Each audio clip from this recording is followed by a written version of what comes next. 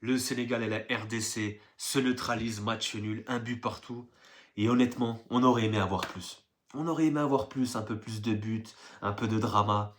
On les connaît, les deux là ils s'aiment pas, c'est ces deux communautés. Voilà, dans le respect quand même, ça reste du football. On se rappelle de ce match, hein. Sénégal, RDC, la RDC qui menait 2 buts à 0, la remontada du Sénégal. C'était un match incroyable. Aujourd'hui, on a eu un match nul un peu fermé. On sentait quand même la pression sur les deux équipes. Il y avait cette place. Il y avait cette place de leader à aller chercher. La RDC qui pouvait la remporter, qui pouvait gagner ce match et assurer sa place de leader. Et un Sénégal qui pourrait aussi conforter sa qualification, qui n'aurait pas été assuré en tant que leader. Mais on a eu un match quand même assez fermé, un beau combat entre les deux équipes. On tient à féliciter un beau combat et deux belles équipes, vraiment deux belles nations. Le Sénégal, on les connaît, c'est une équipe favorite de ce tournoi. Il y a des grands joueurs, ils ont vraiment une équipe équilibrée. La RDC, j'aime beaucoup cette génération, les gars. J'aime beaucoup la génération de la RDC. C'était un match compliqué pour eux, surtout la première période. On les a pas trop vus, ils étaient un petit peu dans leur camp. J'avais l'impression qu'ils étaient venus chercher le match nul.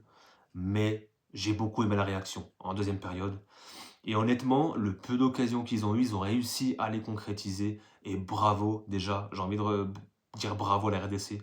Ils font un top match parce qu'en face, c'est l'ogre sénégalais quand même.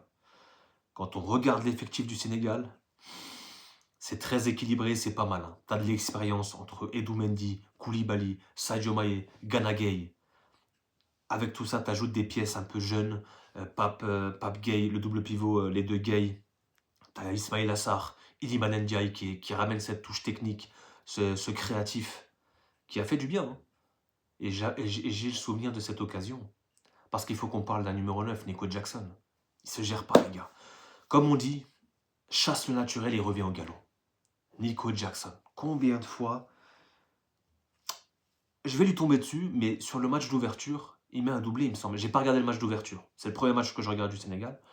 Et honnêtement, un Sénégal qui prend le match par le bon bout, mais malheureusement qui pêche offensivement. Encore une fois, Nico Jackson, il lui en faut 15 pour marquer. J'ai des flashs de Chelsea où il doit avoir 12 occasions pour mettre un but. Ça allait un petit peu mieux avec le Bayern. Avec le Sénégal, il s'est géré, il a marqué des buts, mais aujourd'hui, c'est là qu'on t'attend, le numéro 9 du Sénégal. Il faut être exigeant avec votre attaquant, les Galsen. Dites-moi en commentaire. Il faut être exigeant avec votre numéro 9. Vous êtes la top 1, top 2 nation d'Afrique favorite pour cette compétition. Il faut être exigeant avec le numéro 9.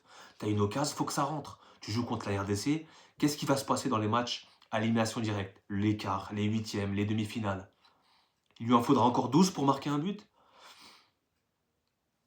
Tu dois avoir ce top 9. Et là encore, il a cette occasion.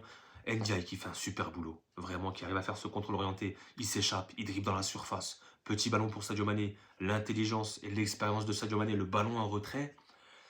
Il se gère pas, Nico Jackson. Alors oui, on viendra me dire qu'il a été gêné par le défenseur de congolais. Peut-être. Mais il doit faire mieux. Il en a plusieurs. Il a celle-là, il en a une autre, il me semble. Une frappe du gauche qui n'est pas cadrée. En tant que numéro 9, je suis désolé, tu dois faire mieux. En tant que numéro 9 de l'équipe nationale du Sénégal, tu dois te gérer, tu dois faire mieux. Je lui tombe dessus parce qu'il faut être exigeant, je pense. Dites-moi en commentaire ce que vous en pensez. Le Sénégal qui domine cette première période. Honnêtement, c'est une équipe équilibrée. Ils ont le ballon avec et sans ballon, j'ai beaucoup aimé. La pression, le pressing était bien organisé sans ballon. Ils ont vraiment étouffé cette équipe de la RDC qui a eu du mal à ressortir. Et tu regardes, sans ballon, les circuits de passe, les automatismes, c'était fort. Il manquait vraiment cette réalisation et cette finition. Et c'est là où il faut être exigeant avec l'attaquant, le numéro 9 ou tes ailiers. Sadio Mané, c'est une, pas deux. Donc le Sénégal qui prend le match par le bon bout. Et si on parle un petit peu de la RDC, c'était compliqué. En première période, ils ont su faire le dos rond. Voilà, ils sont restés un petit peu dans leur camp. Comme j'ai dit, j'avais l'impression qu'ils venaient chercher le match nul. Ils sont restés un petit peu dans leur camp, solides défensivement. J'ai beaucoup aimé. Il y a eu pas mal d'interceptions de Tsoanzebe, Maswaku. Ils ont été très solides défensivement. C'était propre. Bemba aussi. Et c'est une équipe solidaire. Ils ont des individualités. J'aime beaucoup cette équipe. Vraiment, la RDC, coup de cœur. J'aime beaucoup cette génération. Je connais tous les joueurs. J'aime beaucoup. Et ça a été compliqué pour eux en première période. T'avais Bakambu et Meshak Elia qui étaient vraiment esselés, trop seuls offensivement pour vraiment inquiéter cette équipe du Sénégal. Et la réaction. Ils ont cette première occasion, il me semble, oui, ils ont cette première occasion sur un long ballon de Masuaku. Malheureusement, il me semble que, je ne sais plus qui c'est, un joueur est hors jeu. Belle remise de la tête. Et il y a cette reprise de Aaron Wan-Bissaka qui ouvre le score, finalement. Wan-Bissaka qui ouvre le score, malheureusement hors jeu. Tu as des grosses occasions. Tu as une grosse occasion pour la RDC. Tu as une grosse occasion pour le Sénégal. Ok.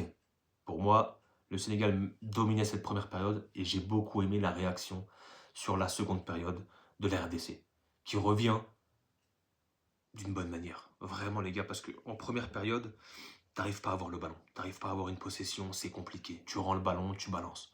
Là, un Moutou Samy, à l'image d'un Moutou Samy qui a pris le jeu à son compte, qui a posé le ballon au sol, qui a distribué. Et là, j'ai beaucoup aimé. Il a distribué, voilà, au milieu de terrain avec Sadiki, Meshak Elia, etc. Et franchement, c'était intéressant. C'était intéressant. On a vu une RDC un peu plus entreprenante et un peu plus sûre de ses forces. Et ils ont commencé vraiment à se dire, pourquoi pas? On peut aussi nous mettre le pied sur le ballon, enchaîner les passes, avoir des phases de possession, se rassurer un petit peu dans le jeu. Et tu as été récompensé. Tu as été récompensé parce qu'honnêtement, les gars, le but est magnifique. Dans la construction, ça part du gardien. On part sur le côté gauche, on arrive à ressortir de la pression sénégalaise. Un long ballon, on va chercher Aaron Wan-Bissaka, un petit 1-2, le centre en retrait, la frappe de... J'oublie son nom. J'ai pas envie de l'écorcher. L'ailier, j'ai plus son nom. Bogonda peut-être. Désolé si je l'écorche, j'ai plus son nom. Je suis désolé. Le centre en retrait, la frappe, c'est repoussé par le gardien. Et Tabakombo qui est en renard des surfaces, qui est numéro 9, qui est dans la boxe. Et là, je vais viser un joueur, c'est peut-être Mbappé, avec le Real Madrid qui n'est jamais dans cette zone. Il n'est même pas dans la surface, même pas dans la petite surface et ni dans la grande surface. Il est toujours en dehors. Et là, quand tu as un numéro 9, un renard, un but de raccro, Bakambu, Cédric, il est là. Il la pousse au fond, un but 1-0, ouverture du score de la RDC. Et là, c'est un coup de tonnerre. Et c'est mérité, en vue du retour des vestiaires de la RDC. J'ai beaucoup aimé la réaction. Tu mets le pied sur le ballon, tu te rassures, tu redoubles les passes. Et le but dans la construction est très beau. Ça aurait pu finir en une touche. Mais c'est repoussé par Mendy et c'est Bakambu qui vient suivre. Et franchement, dans la construction en amont, c'est très très bien réalisé.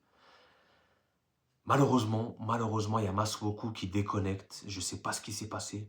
Il y a une occasion, il y a Mbaye qui rentre pour le Sénégal. Alors la rentrée d'Mbaye, les gars, c'est un enfer. C'est un enfer pour les défenseurs congolais. Vraiment, la rentrée d'Mbaye, c'est brouillon. Hein. C'est un petit peu brouillon, mais par contre, dans les intentions et dans l'envie, il y a zéro pression. Hein.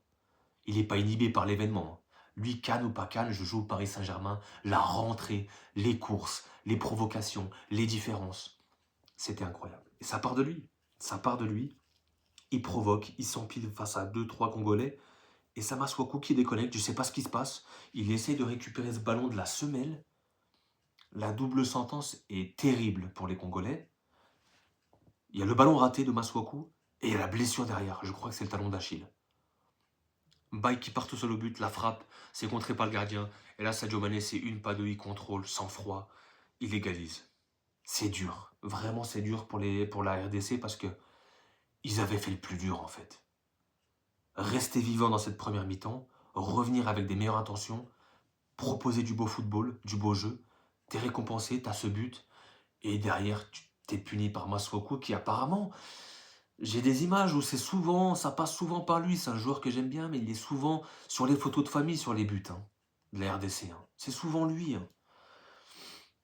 C'est dommage, vraiment c'est dommage parce que le coup aurait pu être parfait pour la RDC. Tu fais le dos rond, tu sors quand il faut, tu as des belles possessions, tu as des fulgurances avec des joueurs, avec des individualités devant, tu arrives à ouvrir le score, tu fais le plus dur, et malheureusement derrière tu te fais punir sur une grosse erreur, une déconnexion de Masuaku, c'est égalisé. Ensuite en fin de match, le Sénégal a pris l'ascendant, a essayé de pousser, aller chercher la victoire. La RDC a essayé de procéder en contre. Voilà, ça s'est neutralisé, ça s'est regardé un petit peu. Le match nul, entre guillemets, arrange un petit peu tout le monde. Sûrement que les deux équipes vont passer. On verra le prochain match J3 Sénégal-Bénin. C'est pas fait. Le Bénin qui s'est imposé, il me semble, 1-0 contre le Botswana. Et le Bénin qui avait posé des problèmes à la RDC aussi. Bon, la RDC s'en est sortie, il y avait un but annulé. Mais attention à cette équipe qui aime bien jouer, c'est une équipe joueuse. Donc c'est pas fait. Je pense que la RDC va s'en sortir face à le Botswana qui est déjà éliminé de défaite.